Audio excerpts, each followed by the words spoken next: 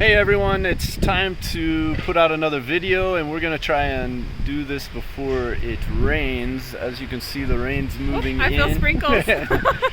But this week we wanted to focus on all things kitchen. We wanted to try and give you an accurate depiction of how hard our kitchen staff works and how much food it takes to fuel Mercy Ministries. So stick around, I hope you like it.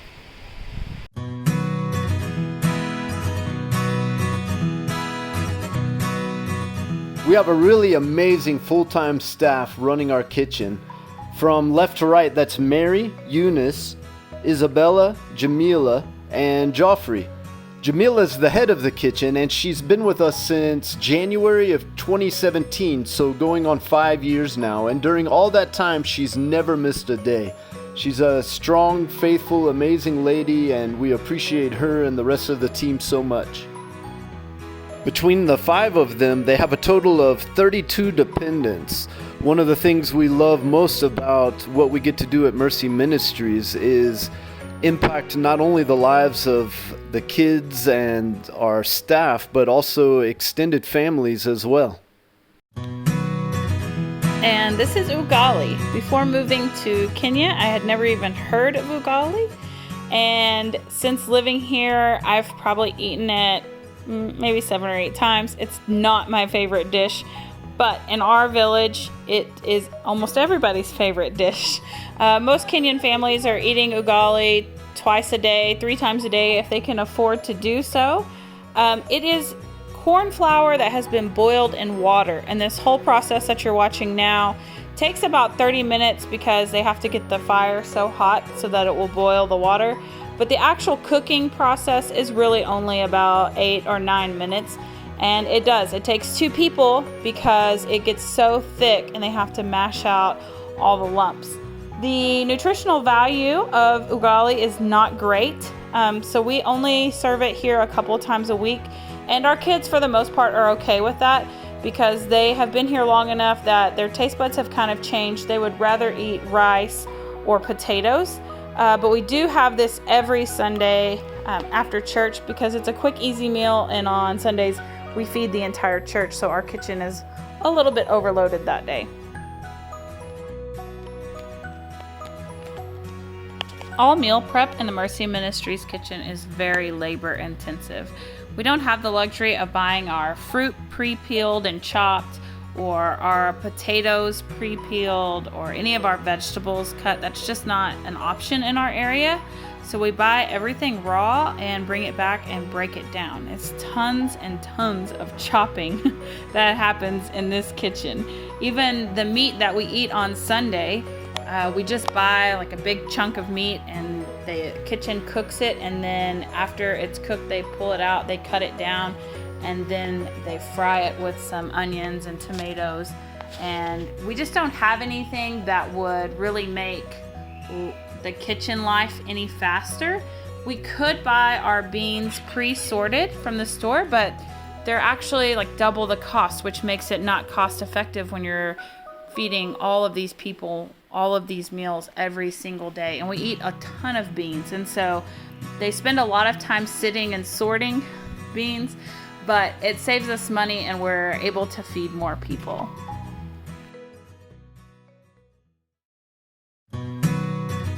These next few videos and photos are going to show you some of the process required to make chapati and samosa. Chapati is basically a flour tortilla with extra oil. It's pretty greasy. And samosa is a deep fried meat pocket. We use ground beef, cabbage, carrots, and then they basically wrap it in a shell made from the same thing you make chapati with, and then they deep fry it. These are the 2 most labor intensive meals at Mercy Home, but our kids love them. It's a nice little treat for them. So we have samosa every Tuesday, and then we have chapati every Saturday. In these videos you can see our kitchen staff rolling out this dough like it is so easy, but I'm here to tell you it is not easy. Jeff and I had the idea that we would do this one day, and it was horribly hard. My chapati is never round. It looks like some kind of random blob. and it's not near as thin as theirs. And then we thought we could stack the dough, and it all stuck together. It was really a nightmare, and we never tried it again.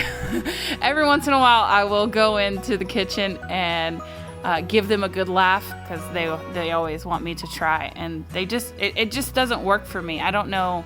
They've been doing it their whole life. You would think that I could figure it out by now. I know how to bake and cook, but rolling out circular flat chapati is got to be an art. We put together a few fun facts that you might find interesting on some of the items that it takes to feed everyone at Mercy Ministries each week.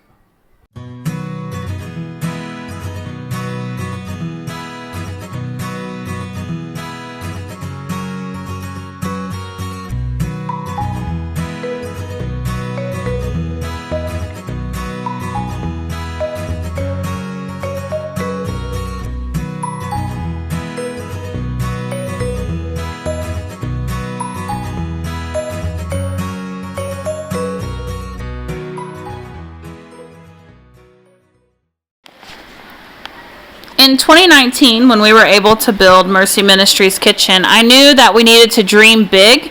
At that point, the ministry had already grown much faster than we expected it to, and so I didn't want to do another temporary thing or another thing that was going to have to be added on to later.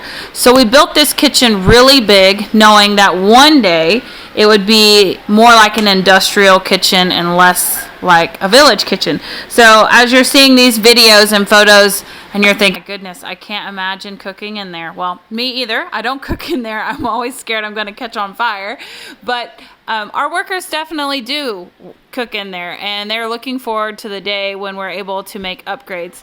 Just recently, we were able to build a food storage room, which was super exciting because before that we had food hidden all over the campus in different closets and different rooms, and it was kind of a chore. When they got ready to cook, they had to go hunt things down. So now they have this room, and just this last week we were able to get shelves built, and so now we can plan to buy a bunch of plastic baskets to be able to store all of the food in, so there won't be any food on the floor or anything like that, and it will just make it a much more cleanable, organized space.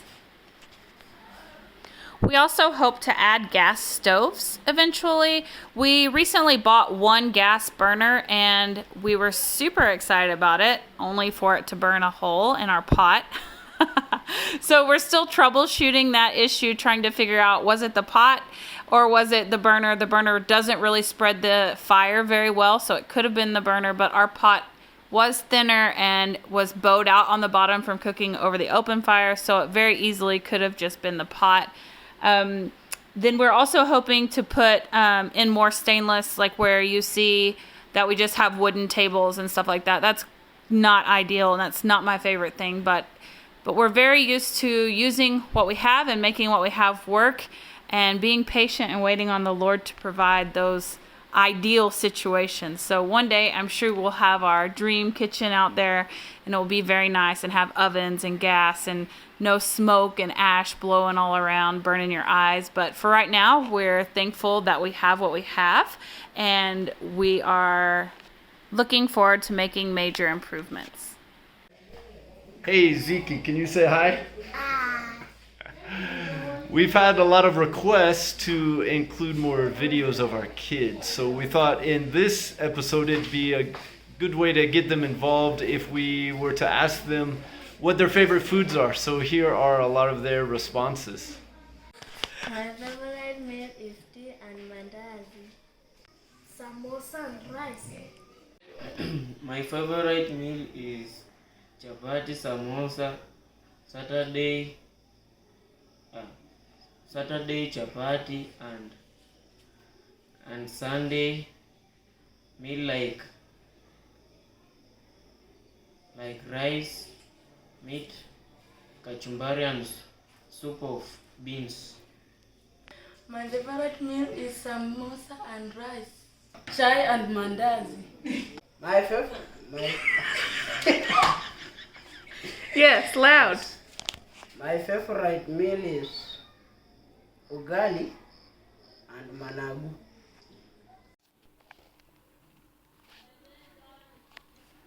I'm sure you can tell by now that food around here is a big deal and it's a huge job.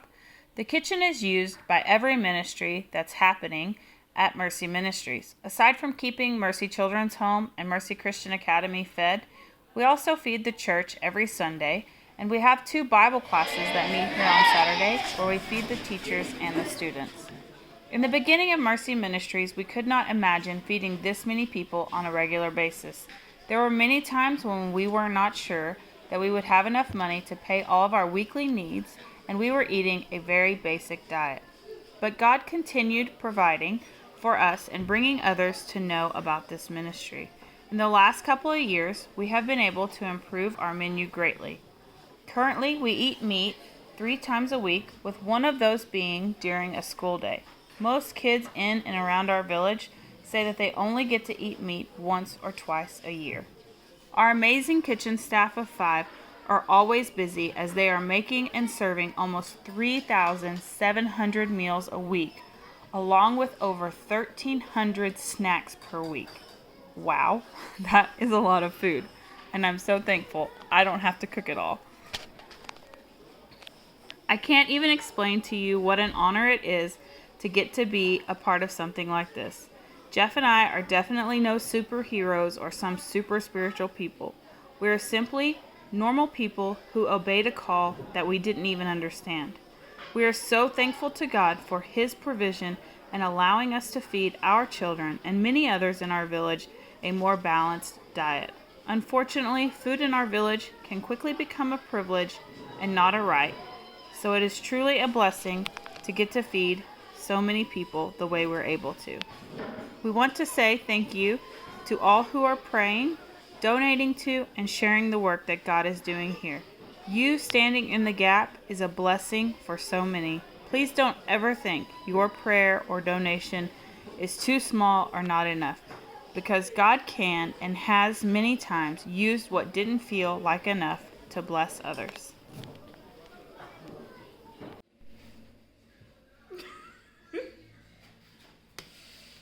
Too late. Huh? You already got her laughing. I said it's too late. What's too late? You already got her laughing. It's too late. Y'all, he has us doing videos at 11:20 at night, and he wants me to be super serious and get this done, and it's just not that easy. Anyways, we hope you enjoyed getting to know a little bit about the work that our kitchen staff does and what it takes to feed our crew. And we have a lot of great ideas for upcoming videos, almost none of which came from us. They actually came from a lot of you. So thank you for those ideas. And we're going to be hard at work over the next few weeks putting together some of those videos. So if you haven't already, please subscribe. And thanks for watching. God bless.